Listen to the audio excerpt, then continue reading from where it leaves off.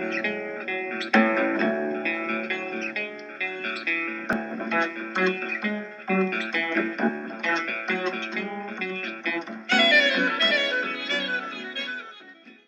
YouTube, VC, thanks for watching.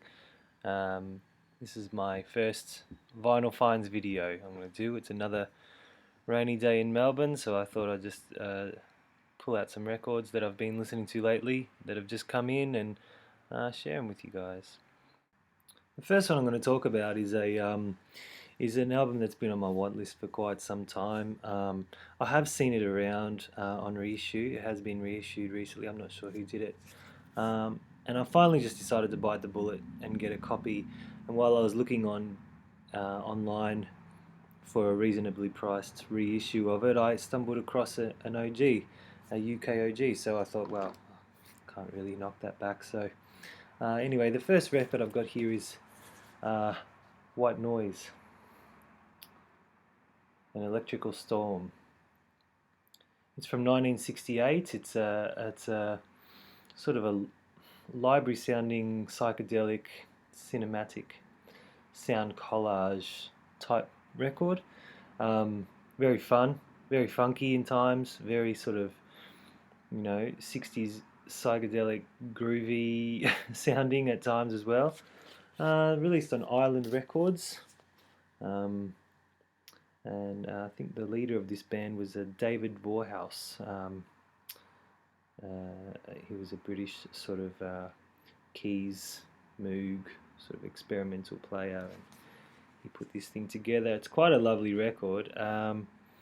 It's kind of a bit hard to describe, but yeah, psychedelic meets library, funky sort of thing. Yeah, very cool record. I enjoyed it. This next one is quite an interesting record. It's from Norway. It's a modern release, 2013, I think, on Back on Black Records, and it's a double release, one of a series that was released, sort of like a concept album by a band called Wardruuna. This is it here.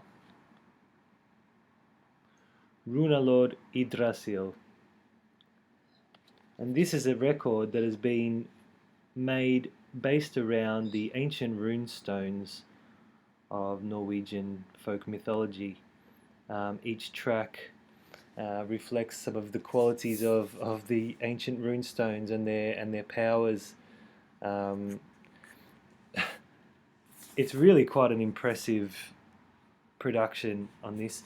There's chanting and lots of traditional instruments, tribal instruments, but done in a really modern and sort of dramatic way. It's sort of like as though you've I don't know, like you've stepped into some sort of ancient forest where they're sort of slaughtering lambs or something like that, or like Game of Thrones or something like that. It's really dark and sparse and ancient feeling. It's a beautiful record. I'm really glad I got it. It reminds me a little bit of the darker side of something like Dead Can Dance, or what's something else that comes to mind.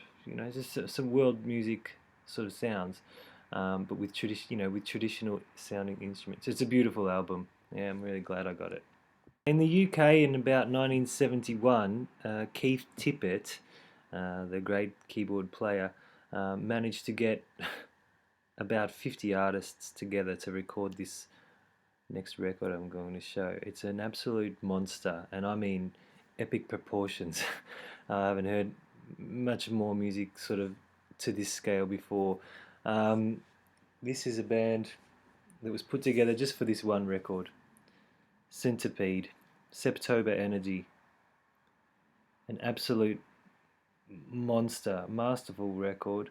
And the lineup, I mean, how could you not be tempted by this lineup? It's, we've got names like, hang on, what have we got here? Keith Tippett,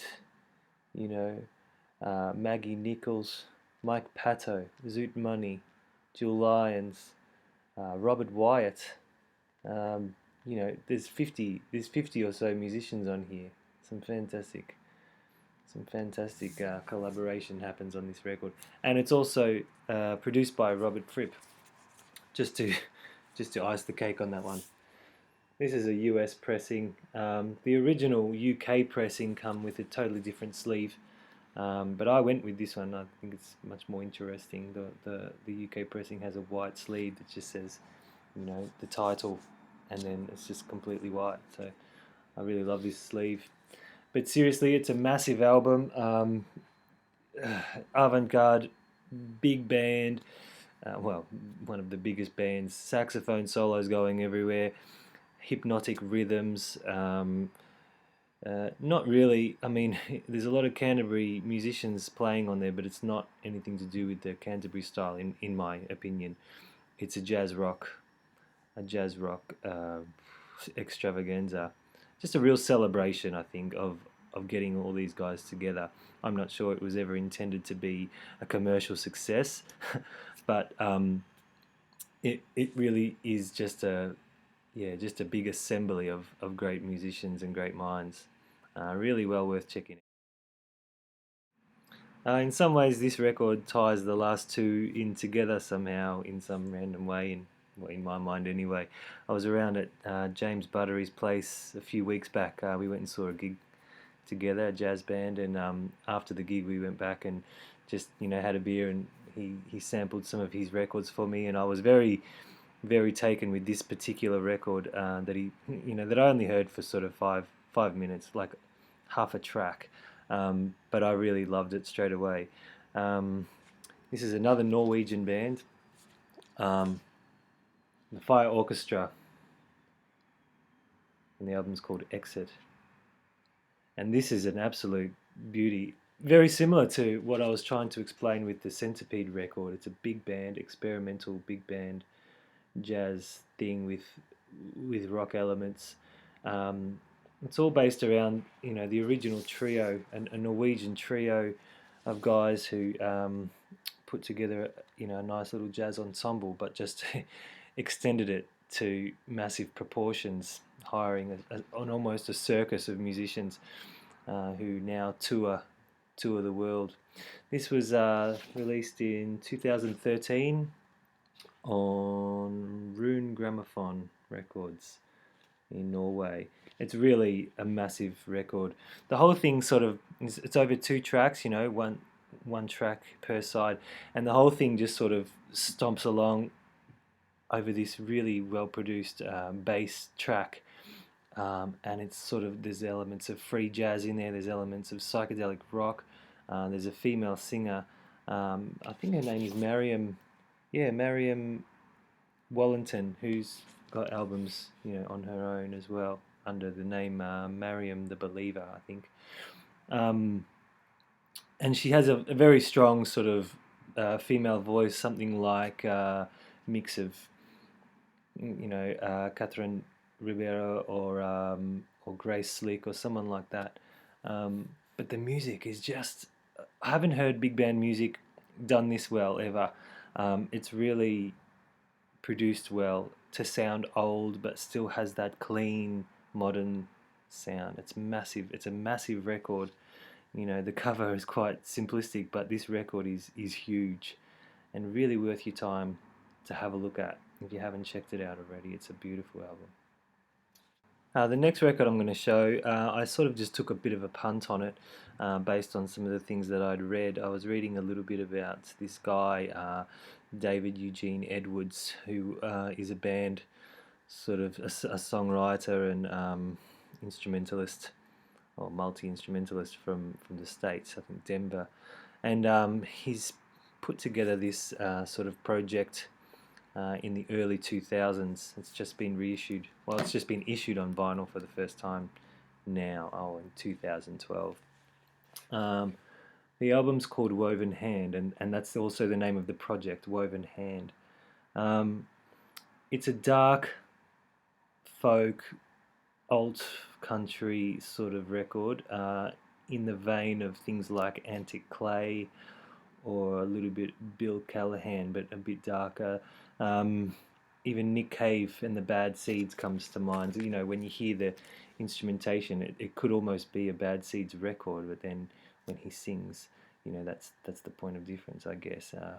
He's quite an interesting character. He's been around. You know, when I was researching a little bit more, this guy's been around for quite some time. He played in.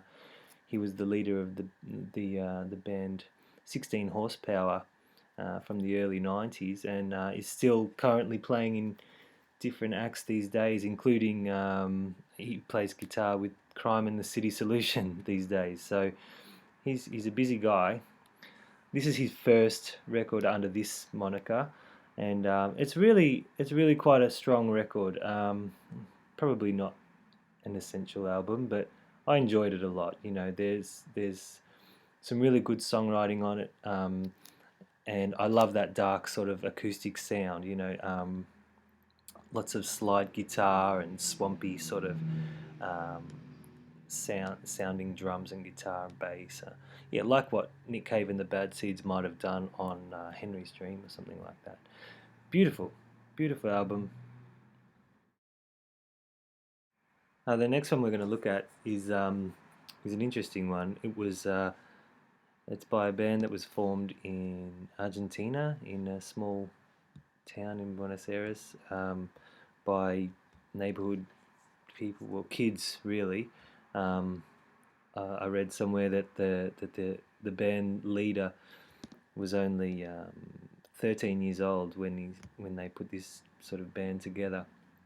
The name of the band is MIA, which stands for Músicos Independientes Asociados. And this was a bit of a musical collaboration, musical collective of people, of some of the great musicians in Argentina at the time.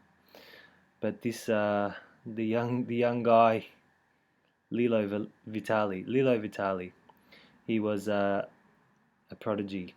You know, this album is their fourth record, and it was released in 1978. He was 17 years old when they put this out, and it's filled with. He's the drummer and the keyboard player, and it's filled with classical piano pieces, and then blended with serious jazz fusion, symphonic progressive rock, and it's just a wonderfully put together album.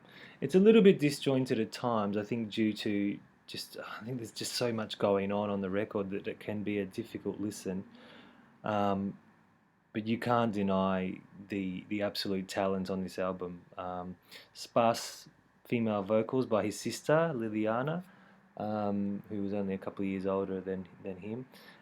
She comes in and does some guest vocals on there and stuff. But really, it's an instrumental, symphonic, progressive, ethnic folk meets jazz fusion. It's a really great album, worth checking out. This one I sort of took a bit of a punt on as well. This was a find on the day that we went digging at the fair.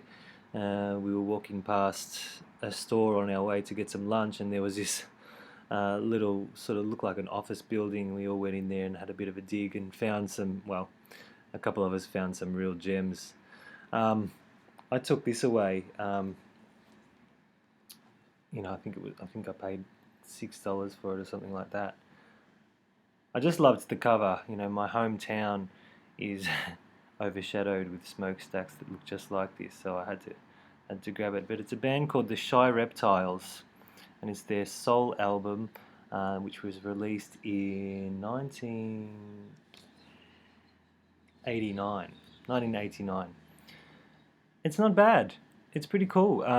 It's sort of like a cross between The Cure and Depeche Mode. Early U2 comes to mind. It's a Northern England band who, just put together this one record and sort of just fell off the face of the earth, basically. But I like records like this. I mean, I think it shows that, you know, when there's a little scene happening in somewhere, you know, it takes a hell of a lot of these sort of local bands to push a scene into into worldwide view, I guess.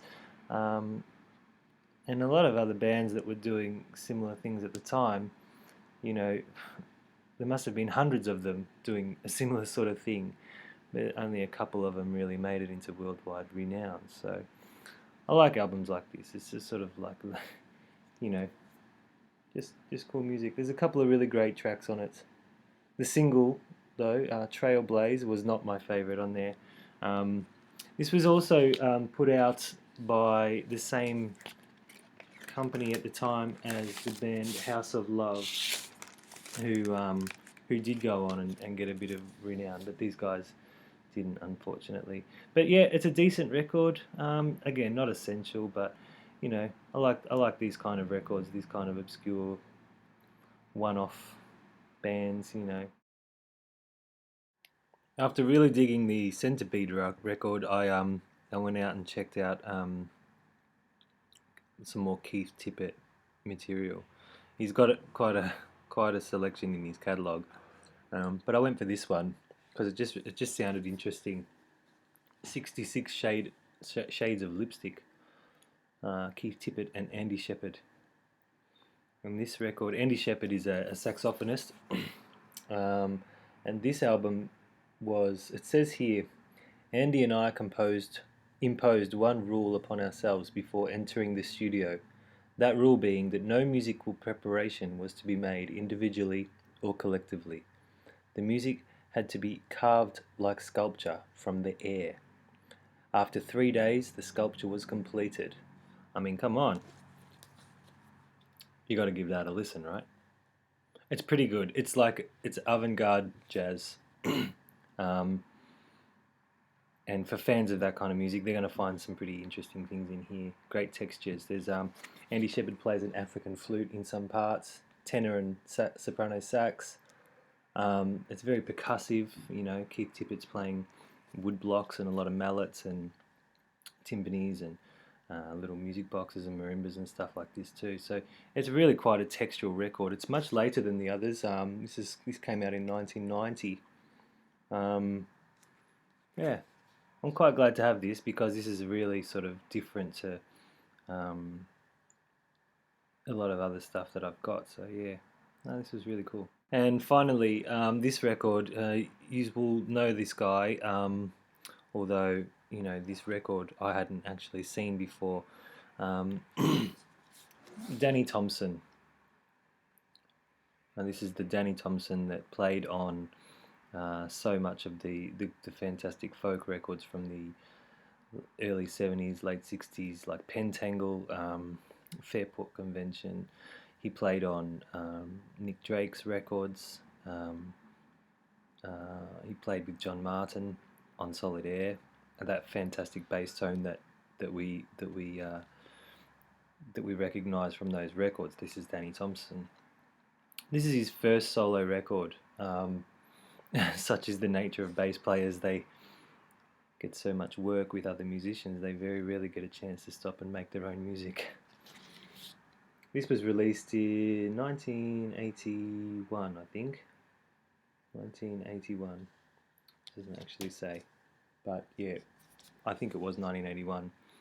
It's a fantastic jazz meets traditional folk, but not what you think. I've played this about 6 times since I've bought it in the last week and a half. I absolutely love it. This is just a gorgeous record. I think you know, I was just so pleasantly surprised by this record. The other players on it, Tony Roberts plays tenor sax, and a whole bunch of other sort of whistles, flutes, clarinets, pipes, and Bernie Holland plays guitar. There's no drums on it at all.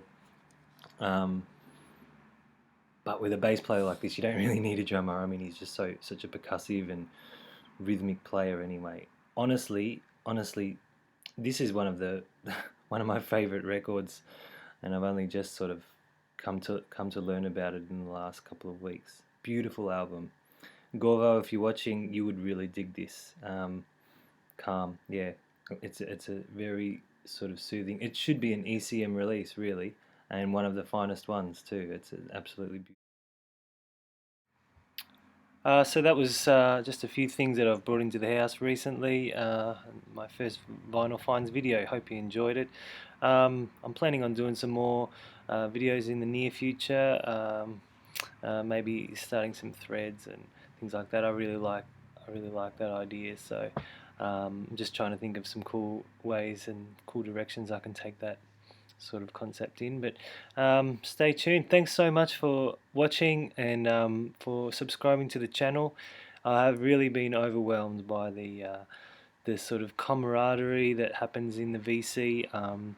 All of the kind words, the welcoming comments and encouragement that I've had from everybody so far.